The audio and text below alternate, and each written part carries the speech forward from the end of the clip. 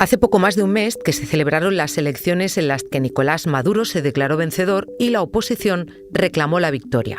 También desde ese día empezaron a denunciar una nueva ola de persecución chavista. Pero lejos de resolverse, la crisis en Venezuela no ha hecho más que complicarse este verano. Puedo decir ante el pueblo de Venezuela y ante el mundo: soy Nicolás Maduro Moro, presidente reelecto de la República Bolivariana de Venezuela. Que Venezuela tiene un nuevo presidente electo y es Edmundo González. Edmundo González Urrutia obtuvo el 70% de los votos. La ciudadanía sigue en vilo y el conflicto político provoca la huida de opositores, periodistas, defensores de los derechos humanos, mientras que el país se aísla cada vez más del resto del mundo. Soy Silvia Cruz La Peña. Hoy en El País, una orden de detención y Navidad. ¿Qué le espera a Venezuela?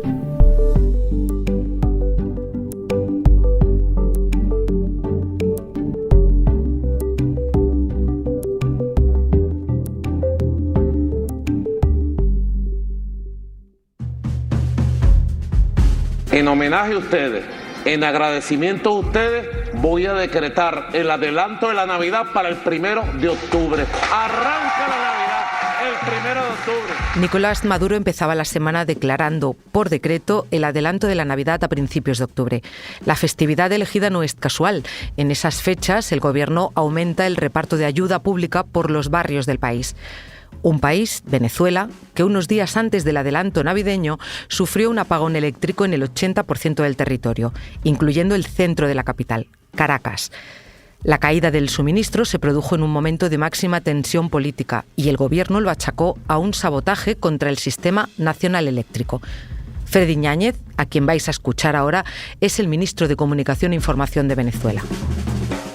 Lo que sí estamos completamente seguros es que este sabotaje eléctrico que vivimos el día de hoy forma parte del plan golpista que adelantan, que han asumido de manera frontal. No estoy haciendo una acusación a la ligera.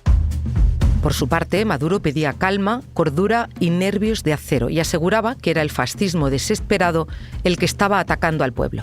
Es un ataque alevoso, es un ataque lleno de venganza, es un ataque lleno de odio, que proviene de las corrientes fascistas que se han apoderado de los sectores políticos que pretendieron ser oposición.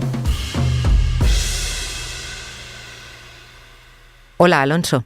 Hola, un cordial saludo desde Caracas. Alonso Moleiro es colaborador del periódico e informa desde las calles de Caracas, donde en el último mes han vivido numerosas protestas. Voy a luchar por la democracia de mi país. Nos robaron. Porque ese es un genocida. Y lo hicieron en medio de una enorme presencia policial. Hemos estado haciendo seguimiento de todos los hechos de violencia promovidos por la derecha extremista.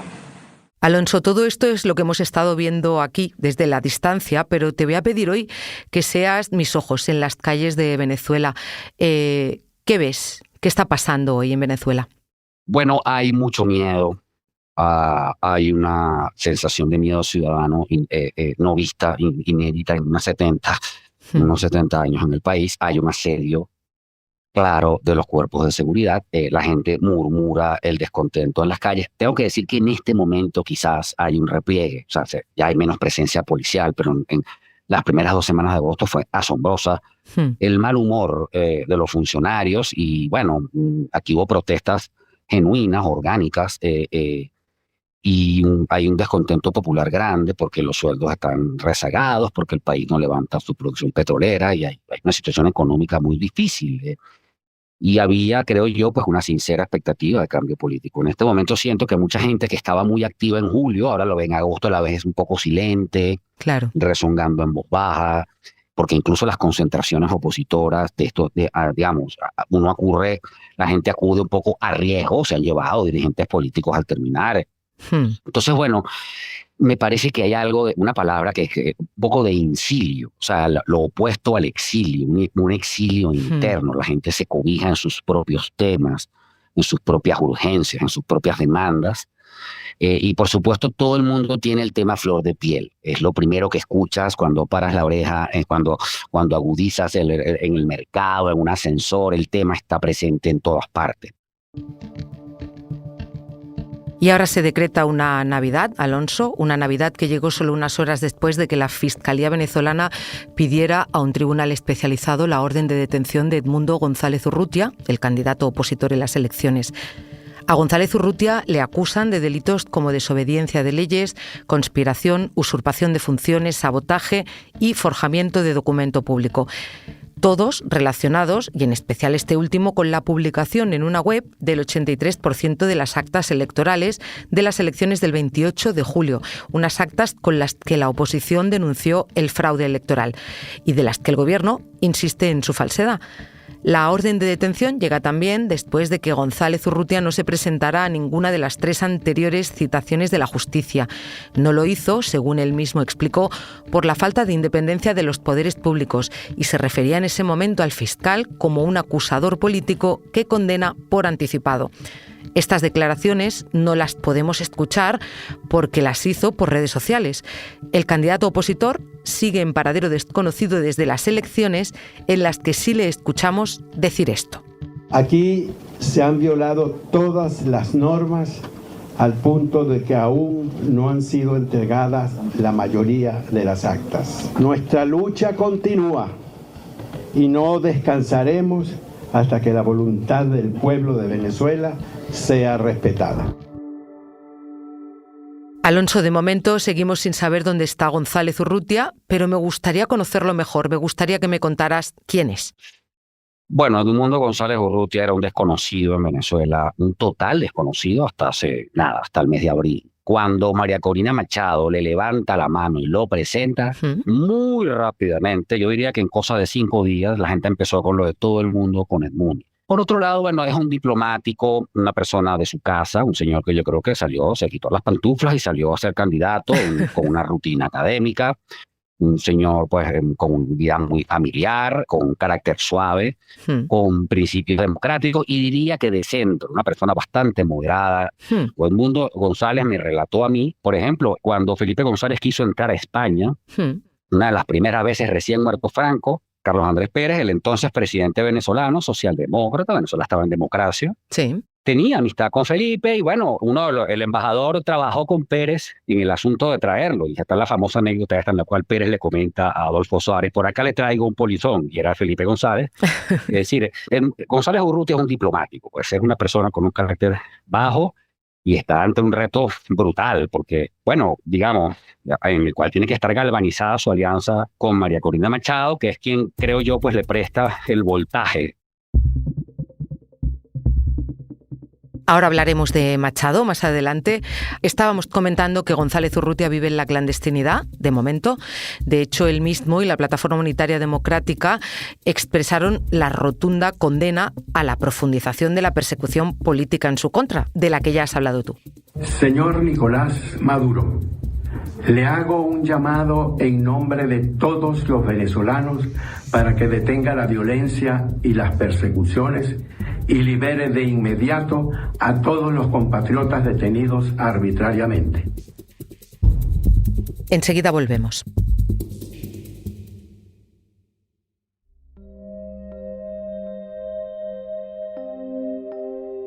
Está Hoy en el País Alonso Moleiro, desde Caracas, y justo antes de la pausa hablaba con él de la persecución a la que está siendo sometido Edmundo González Urrutia, candidato opositor. Pero no es el único. Hace un par de días, la Agencia para los Derechos Humanos de la ONU aseguraba que Venezuela vive en un clima de tensión y miedo, y hasta el gobierno, señalado por la ONU, ha reconocido que ha habido 2.400 detenciones relacionadas con la oposición. De hecho, González Urrutia es la alternativa a quien era la candidata inicial de la que estaba hablando Alonso, María Corina Machado, a la que el régimen de Maduro impidió que se presentara a las elecciones del 28 de julio.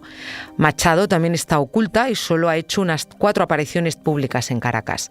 Apariciones como estas, en las que desde las calles apelaba a las Fuerzas Armadas del país. Las Fuerzas Armadas estuvieron allí, testigos de primera fila, el 28 de julio. Gracias a muchos Muchos de los efectivos del Plan República pudimos tener nuestras actas. Ellos saben la verdad y fue el Plan República quien ha resguardado el material. Así que saben muy bien qué es lo que deben hacer en cumplimiento de la Constitución. Eso es lo que Venezuela y el mundo espera. El respeto a la Constitución, a su sagrado juramento frente a la bandera.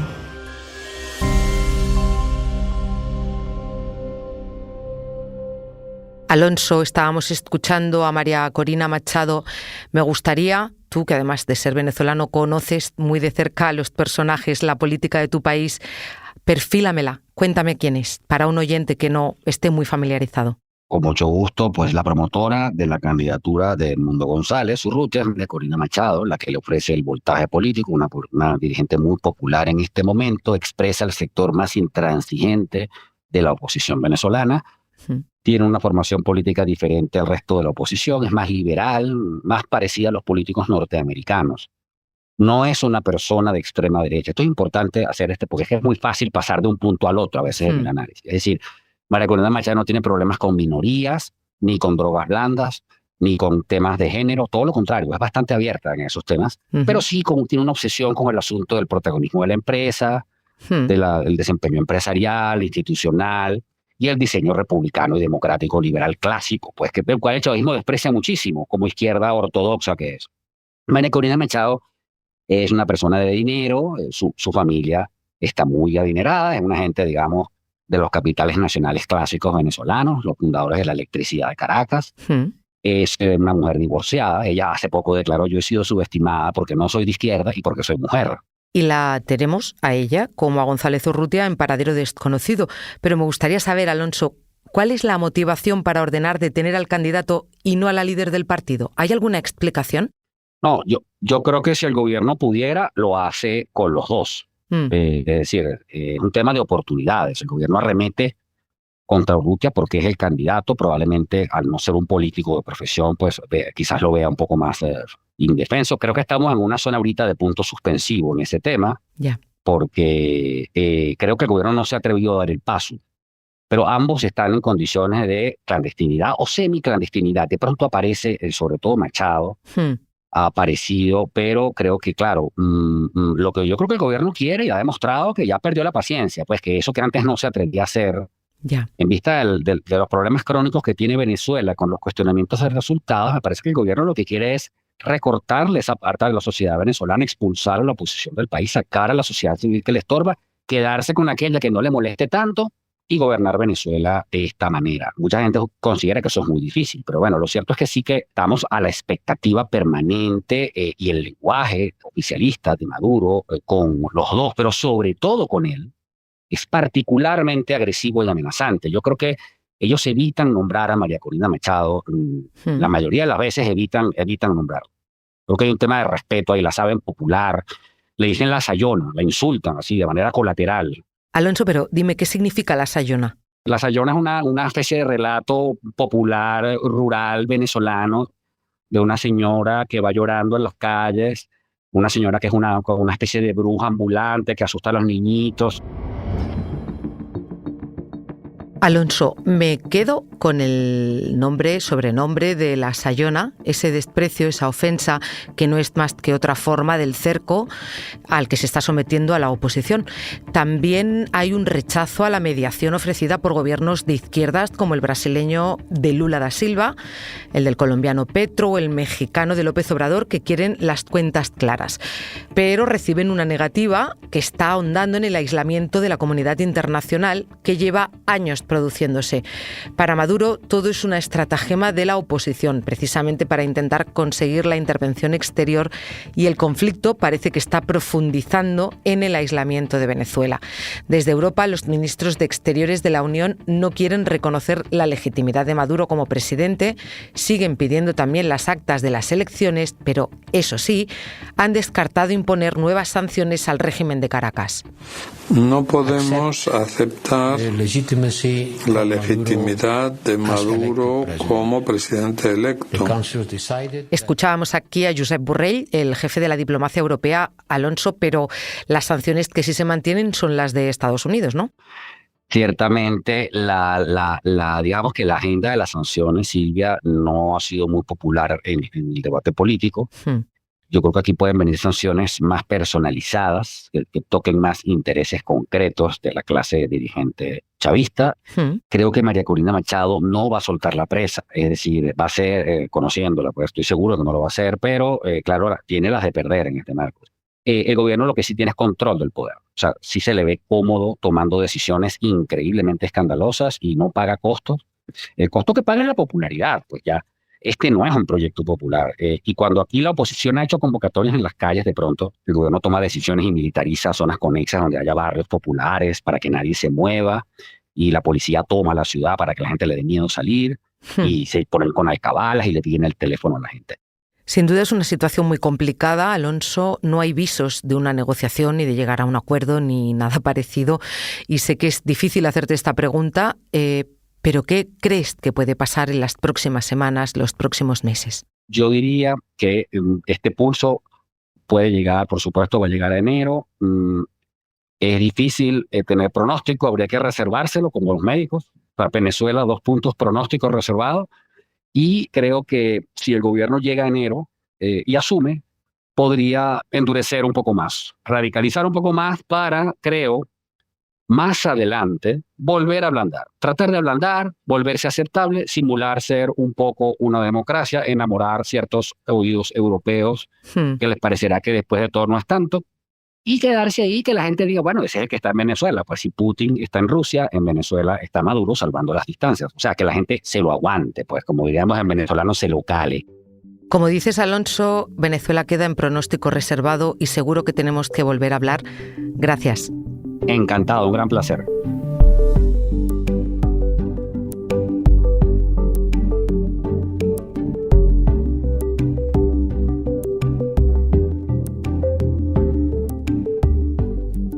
Este episodio lo ha realizado Marta Curiel. El diseño de sonido es de Nicolás Chavertidis, la edición de Ana Rivera. Yo soy Silvia Cruz La Peña y he dirigido este episodio de Hoy en el País. Gracias por escuchar.